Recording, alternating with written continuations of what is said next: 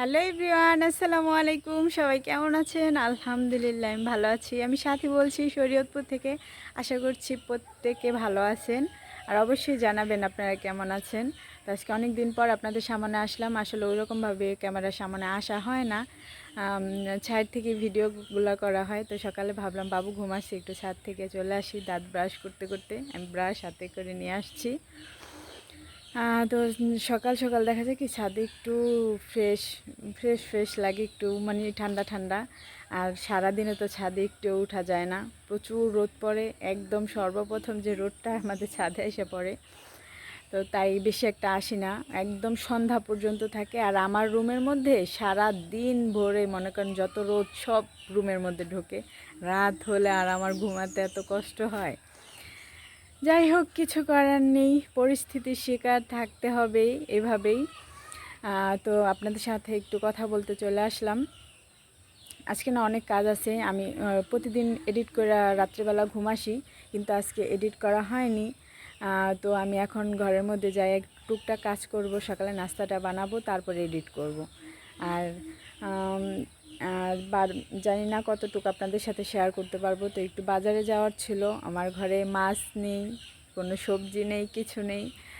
এই বাসায় আসার পর আমি ওরকমভাবে কোনো বাজার করা হয়নি, আগে যা ছিল তাই খেলাম, যেহেতু একা মানুষ অত প্যারা নেই।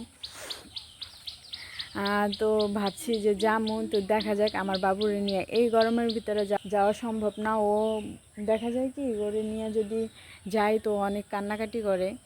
আর একটু ব্যাংকে যাব, তো সেই চিন্তা ভাবনা করে ভাবতেছি যে ওরে রাইখা যাবো আমার মার কাছে। তো এইদিকে দেখা যায় যে আমার মার প্রচুর কাজ। এখন যেহেতু ধানের দিন, আপনারা আমার আগের ভিডিওতে দেখছেন আমাদের ধান আসছে। তা আমি আমার বাবুর জন্য আমি চলে আসছি আমাদের বাসায়। আমাদের দুজনেই অ্যালার্জির প্রবলেম। তো যেহেতু আমি ঢাকা থেকে ডাক্তার দেখায় আসছি, ডাক্তার বলছে যে একটু ধুলাবালি থেকে একটু দূরে থাকতে করবো। নিচে যাব, অনেক কাজ আছে, ক্যামেরা অন করতে পারবো কিনা জানি না। তারপরে আমার এডিট করতে বসতে হবে, ভিডিও আপলোডে দিতে হবে। একদিন পর পর আমি ভিডিও আপলোড দিই, তাও আমি দিশা পাই না, সত্যি কথা যা। আর আমার কথা কেউ কিছু মনে করেন না, আমার শরীয়তপুরে কোনো আঞ্চলিক ভাষা নেই। আমার এই শরীয়তপুরে এইভাবেই কথা বলে, শুদ্ধ অশুদ্ধ দুইটা মিলাই। তো আমি জানি আমার বন্ধুরা এটা ক্ষমা সুন্দর দৃষ্টিতে নেবে। তো পুরো ভিডিওটা কিন্তু তোমরা দেখবে, ঠিক আছে? আর আমার ভুল ত্রুটি হলে আমার একটু বকা টকা দিয়া যায় তোমরা। যাই হোক, এখন নিচে যাবো, দেখা যাক যে আমার ছেলে উঠছে কিনা। তো আমি ঘরের কাজকর্ম সেরে এদিকে চলে আসলাম। আমার ভাই গাছের আম পাড়তেছে। আমি যেই বাসায় থাকি না, ওই বাসার পাশে আমাদের বাপ চাচাদের ভিটে। তো ওইখানেই একটা বড় আম গাছ আছে, ওই আম গাছে প্রচুর আম ধরছে। তো আসলে এত বড় আম গাছ যে ওইখান থেকে পাড়ার মতন আর কি, ওইটাই তারপর পারতে হবে। দেখা যায় না, টোটা বলেন বড় বাঁশ দিয়ে বলেন, পারা যায় না আসলে। তো যাই হোক, এদিকে আমার বোনের হাজব্যান্ড ও আসছে, তারপর আমার বোন আসছে, আমার ভাই আসছে। তো ওরা আর কি, আমার ছোট আরেকটা ভাই আসছে, চাচাতো ভাই, সবাই মিলে আম পাড়তে চলে আসছে। তো এদিকে আমিও গেলাম, যেহেতু বাড়ির পাশে, আমি যেখানে থাকি তার পাশেই। তো দেখেন কি সুন্দর, একদম টসটসে একটা আম। তো ক্যামেরাটা একটু ঘুরে গেছিলো, তাই এইভাবেই অ্যাড করে দিলাম। আর এটার একটা বিশেষত্ব হচ্ছে আমের, এটা ওই যে কি ফল যেন একটা বলে না, যে উপর দিয়ে একদম লাল টকটকে, ভিতরে ছাই মাটি, ওটার যেন কি একটা বলে, আমার এখন এই মুহূর্তে মনে পড়তেছে না। ঠিক ওই রকমই এই আমের অবস্থা। তো চলে আসলাম বাসায় আসার পরে আমি আমার বোন জামাই বলতেছে যে আপু নুডলস রান্না করেন, নুডলস খাবো। পরে ভাবলাম যে শুধু একটু নুডলস দিলে কি হবে, তার পাশাপাশি আমি ঘরে এসে তারপরেই আলু সিদ্ধ দিলাম। আলু সিদ্ধ দিয়ে তারপরেই আলুর পাকোড়া বানাবো। তো আমি ভাবলাম যে আলুর সাথে যদি একটু চিড়া দেওয়া যায় তাহলে খারাপ হয় না। তো এটা আমি ফার্স্ট বানাইলাম, প্রথম। এর আগে আমি কখনো এটা বানাইনি। তারপর এই যে চিড়া আর আলুর মধ্যে আমি চাট মশলাটা দিয়ে দিলাম। আপনারা চাইলে ম্যাগি মশলাটাও দিতে পারেন কিন্তু। তো চিলি ফ্লেক্স দিয়ে দিলাম। আর এইদিকে আমি পেঁয়াজ কেটে নিয়েছি, পেঁয়াজটা একটু ভাজা দিমু, কাঁচাও দেওয়া যায়, আপনারা চাইলে কাঁচা মরিচও কুচি কুচি করে দিতে পারেন, তাতেও কিন্তু স্বাদ হেরফের হবে না। কিন্তু আমার কাছে মনে হয় যে পেঁয়াজটা ভাজা দিলে বেশি মজা লাগে। তো যাই হোক, আমি পেঁয়াজটা ভাইজা তারপর ওটার মধ্যে অ্যাড করব।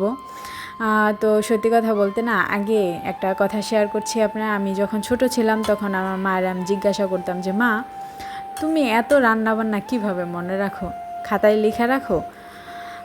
তো তখন আমার মা বলতো যে আস্তে আস্তে বড় হইলে সব পারবা। তো যখন আমার মা আমার বাসা থেকে কোথাও বেড়াইতে যাইতো বা কোথাও যাইতো, তখন তো আমার দাদু রান্না করতো। তো আমার দাদু কিন্তু আমাকে রান্না প্রথম শিখাইছে, সে কিন্তু আমার রান্নার শিক্ষক। হ্যাঁ। তো দাদু যখন রান্না করতো তখন বলতো যে এখানে আসো, এখানে এসে দাঁড়ায় দেখো যে কিভাবে রান্না করি। তা আসলে এখন বড় হয়ে বুঝতেছি যে এটা কোনো শিখার, হ্যাঁ অবশ্যই শিখার জিনিস আছে। তখন হয়তো বা আমার ছোটো মাথায় এত কিছু ঢুকতো না। তো যাই হোক, আমি এরকমভাবেই আস্তে আস্তে শিখে নিয়েছি। তো এখন আমি অনেক ধরনের রান্নাই জানি, যেটা আমার মা আমার দাদুরা জানে না। ঠিক আছে।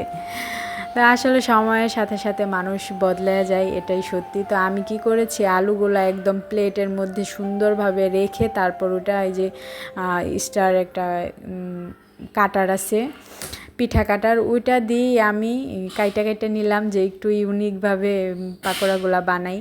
তো আমি ব্রেড গ্রাম নিয়ে নিছি, তার পাশাপাশি 2টা ডিম ভেঙে ফিটায় নিছি। তা আপনারা চাইলে একটু ময়দার সাথে পানি মিশিয়েও গোলাটা তৈরি করতে পারবেন, এতেও কিন্তু স্বাদ হেরফের হবে না।